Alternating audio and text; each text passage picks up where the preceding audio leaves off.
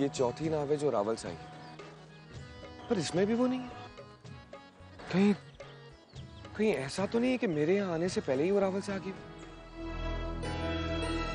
अब मैं ढूंढूं उसे।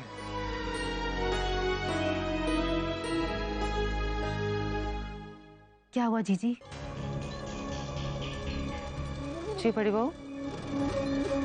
अम्बा जानती हो उस दिन जो रोहन के लिए रिश्ता आया था वो क्यों नहीं बना? जी? पंडित जी का फोन आया था, कह रहे थे उस दिन देव ने उस लड़की से रोहन की इतनी बुराई की कि वो लड़की डर के मारे भौंकलाई गई। मुझको लगता है कोई भूल हो रही है। देव ऐसा काम ना कर सकता है। क्यों नहीं कर सकता? आखिर है तो इस घर का नौकर ही ना। अरे हम लोग उसे इतना मान देते हैं, इतना प्यार देते हैं, और वो हमारे साथ ऐसा कर रहा है। मेरा मन नहीं मान रहा है बड़ी बहू। आप तो जानत है देव कितना संस्कारी लड़का है।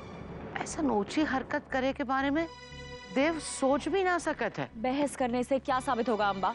देव ने उस दिन हमारे ही घर में उस लड़की से बात की जब वो रोहन से मिलने के लिए बैठी हुई थी। बड़ी बहू, देव तो वही दिन सुबह सुबह नंदगांव गए रहा। वो तो घर में था ही नहीं, है ना मछली बहू? जी दाइमा। जी जी, रोहन का बचपना अभी तक गया ही नहीं। अब आप ही सोचिए, ऐसे लड़के की शादी के बारे में हम कैसे सोच सकते हैं? मैं अकेली चाय बनाकर लाती हूँ।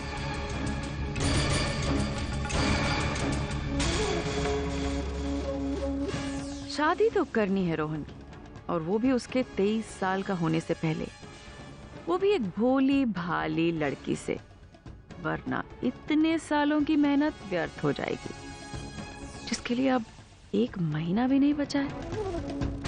पर कैसे ढूंढूं इस घर की छोटी बहू?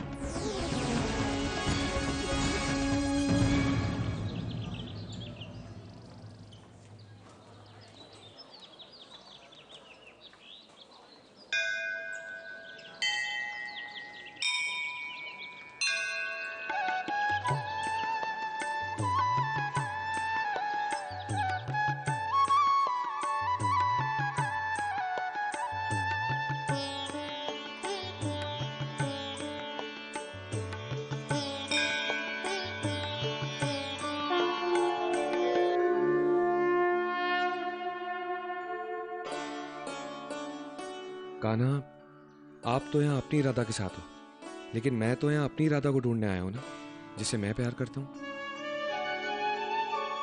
भला आपसे ज्यादा अच्छे से प्यार को कौन समझेगा? और ना ही मुझे अपने दिल का हाल आपको समझाने की जरूरत है। खुद ही समझ जाओ ना।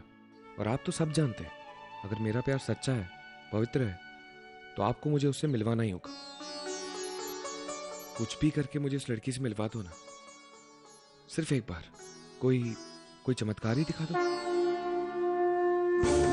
गोपाल राधे राधे, गोविंद गोपाल राधे राधे, गोविंद गोपाल राधे राधे, गोविंद गोपाल राधे राधे, गोविंद गोपाल। क्या हुआ भैया? पता नहीं क्यों एक घोड़ा अड़ रहा है, चल नहीं रहा। चलो चलो। राधे राधे, गोविंद गोपाल राधे राधे, गोविंद गोपाल राधे राधे, केशव माधव राधे राधे, केशव। कान्हा, मुझे ऐसे क्यों लग रहा है जैसे कि वो मेरे आसपास है?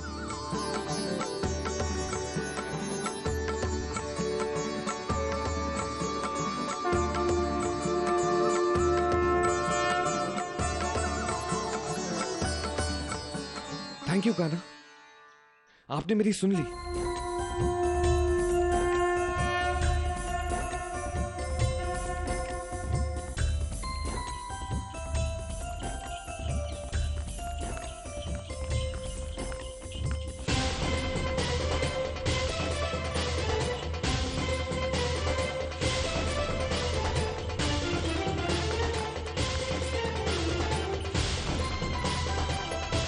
अरे अरे तांगे वाले, अरे भाई साहब सुनो।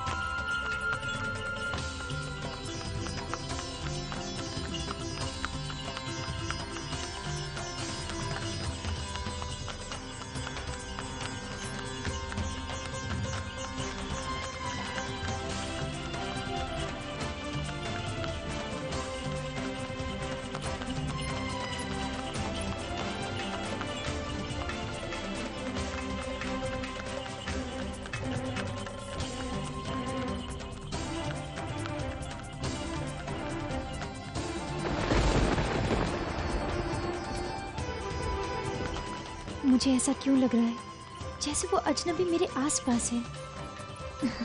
ये क्या पागलपन है? वो यहाँ कैसे हो सकता है?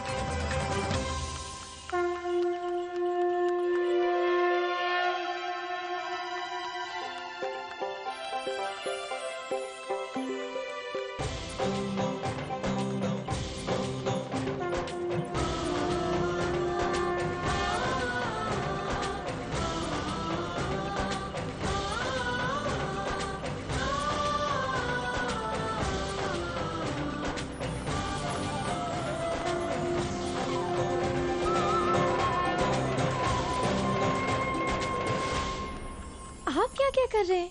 मेरे ख्याल से हम दोनों ही इस टांगे पर बैठे हैं और एक जगह से दूसरी जगह जा रहे हैं। मैं तो कॉलेज जा रही हूँ। मैं भी कॉलेज के पास जा रहा हूँ।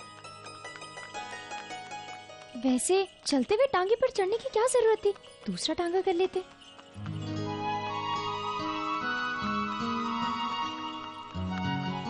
थोड़ा सा जल्दी में था।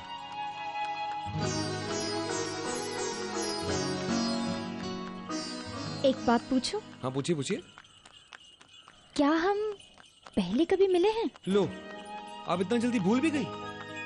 कल रात घाट किनारे अंधेरे में जब आप नाव का इंतजार कर रही थी तब आपसे कौन मिला था? कौन आपको रावल छोड़ने गया था? आपकी याददाश्त बड़ी कमजोर है। मेरी याददाश्त एकदम ठीक है। मैं कल रात की बात नहीं कर रही,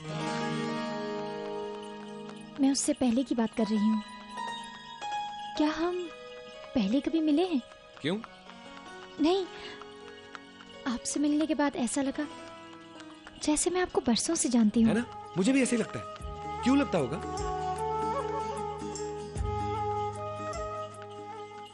कहा जाता है ऐसा तब लगता है जब पिछले जन्म का नाता हो।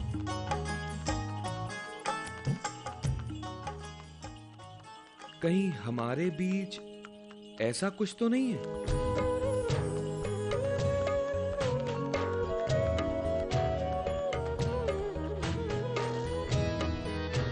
अरे भैया रोकिए रोकिए।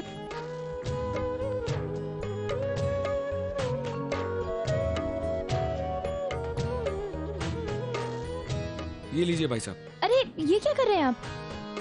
टांगा तो मैंने किया था ना? अरे पर सवारी मैंने भी तो की ना। ये लीजिए, आधा किराया। छोड़िए। नहीं नहीं, मैं अब आपका और एहसान नहीं लूंगी। लीजिए। देखिए इसमें एहसान की कोई बात नहीं है, छोड़िए। अपना एहसान बाद में चुका दीजिएगा।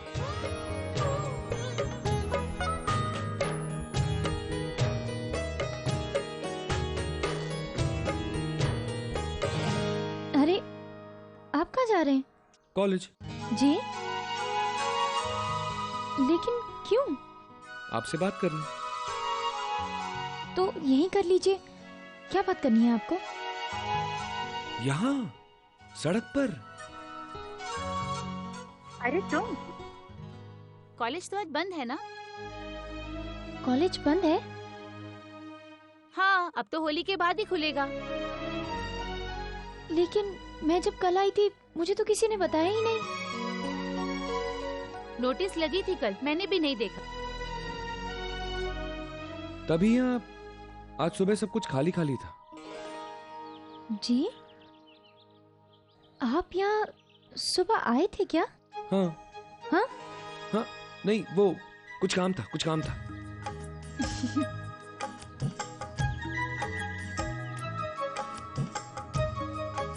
रिक्शा, रिक्शा वाले भैया, रिक्शा। देखिए रिक्शा वाला भी नहीं है। अब तो आप मेरे साथ थोड़ा सा वक्त गुजार सकती हैं ना? जी नहीं, मुझे घर जाना है। पर अगर क्लासेस होती तो आप तो घर लेट जाती ना? फिर कोई और बात होती। रिक्शा वाले भैया। सुनिए, मेरी बात मान लीजिए। अगर हम थोड़ा सा वक्त साथ बिताएंगे ना, थोड़ी सी बातें करेंगे, तो हो सकता है हमें पता चल जाए कि हम दोनों एक दूसरे को पहले से कैसे जानते हैं।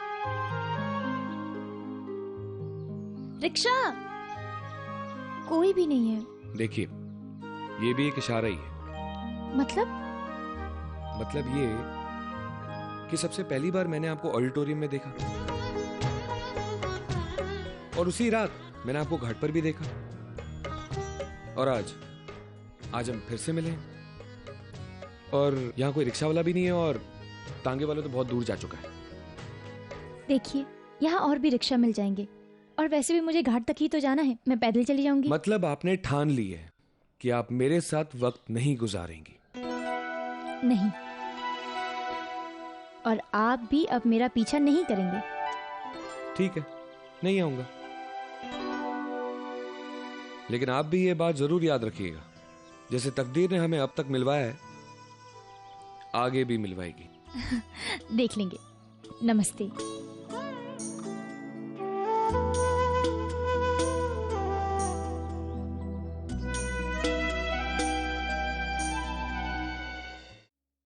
होली महोत्सव में 2 दिन रह गए, सब काम हो पाएगा ना? सब कुछ ऐसा होगा कि लोग याद करेंगे, सब कुछ ऐसा होगा कि लोग याद करेंगे, और चाहिए पर याद करेंगे। आप जानते हैं हम किस बारे में बात कर रहे हैं? होली के उत्सव की तैयारियां होनी है, रंग होना है, गुलाल होना है, पिचकारियां होनी है। मुझे बहुत खुशी हुई जान के कि आप इस सब काम में इतनी दिलचस्पी ले रहे हैं। आपने देख लिया ना, सब सही हो रहा है ना? सिर्फ देखेंगे क्या, सुना नहीं जाएगा। अरे ऐसा मूर्ख सम्मेलन बुलाया नहीं जाएगा। भैया, ये मूर्ख सम्मेलन क्या है? एहसान कुरैशी, सुनील पाल, जिमी मोजेज और सुगंधा, मेरे ये कवि मित्र आएंगे, लोगों को हंसाएंगे और उत्सव में रौनक लाएंगे। अरे नहीं, आप इन्वेस्टमेंट की चिंता मत कीजिए, आप सिर्फ मुझे बिजनेस प्रपोजल भिजवा दीजिए, बाकी सब मैं देख। जी, थैंक यू। देखिए क्या मोहिनी, देख रही हूँ मैं फोन पे जरूरी बात कर रहा हूँ, और तुम्हें भी तभी पूछना है कि होली उत्सव में कौन सी साड़ी पहननी है। लो बोलो भला, आप भी ना, ये कोई जरूरी सवाल नहीं था क्या? सुनिए जी, हम भी होली में सबसे सुंदर दिखना चाहते हैं। हाँ, आखिरकार हम भावी राजपुरोहित की पत्नी है। क्यों जी, कोई मजाक थोड़ी ना है। विराट,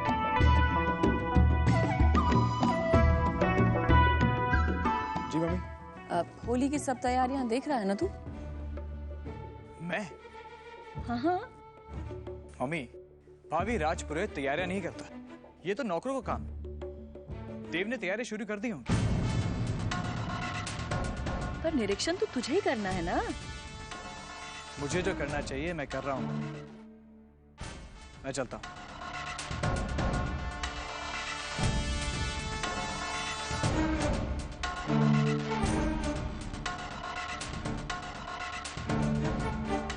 जी, देव के वापस आते ही आप उससे बात कर लेना। मुझे यकीन है उसने आधे से ज्यादा काम कर लिया होगा।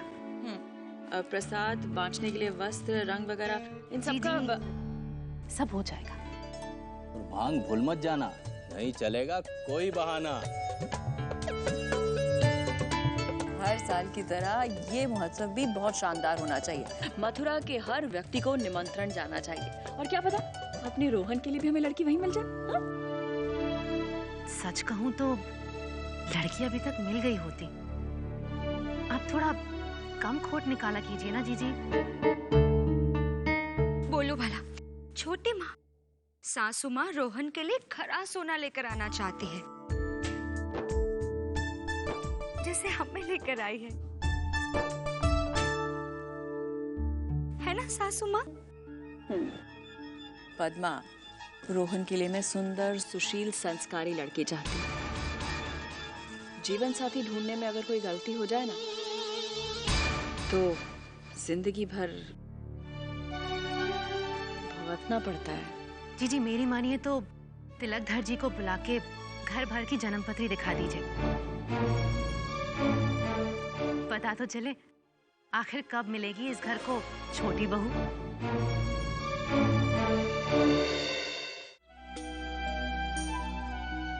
अरे भैया सुनिए, रिक्शा।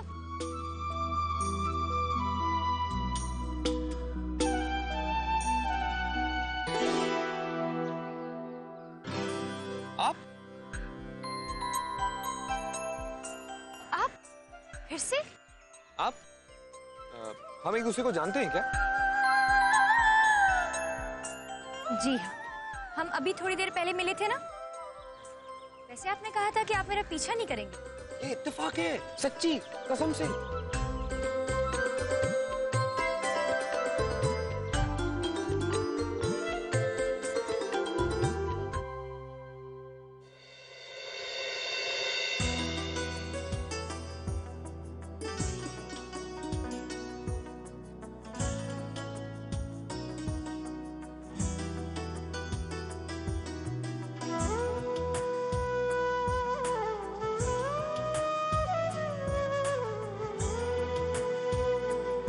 जिया जागे सोए नैना, यही सोचूं सारी रहना।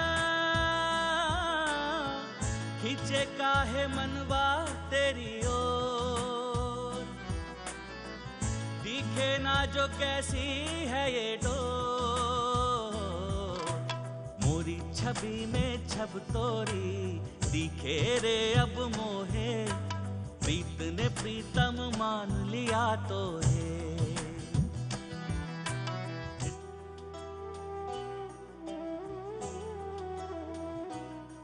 धूप धुल जाएगी दूरियों की, प्रेम की ऐसी बरसात होगी। रह गई है जो आधी अधूरी, हाँ पूरी वो हर बात होगी। मैं मन को समझाऊं, मन समझाए मोहे, प्रीत ने प्रीतम मान लिया तो है। मन तो मान भी जाए, मुँह से सबर ना होए, प्रीत ने प्रीतम मान लिया तो है।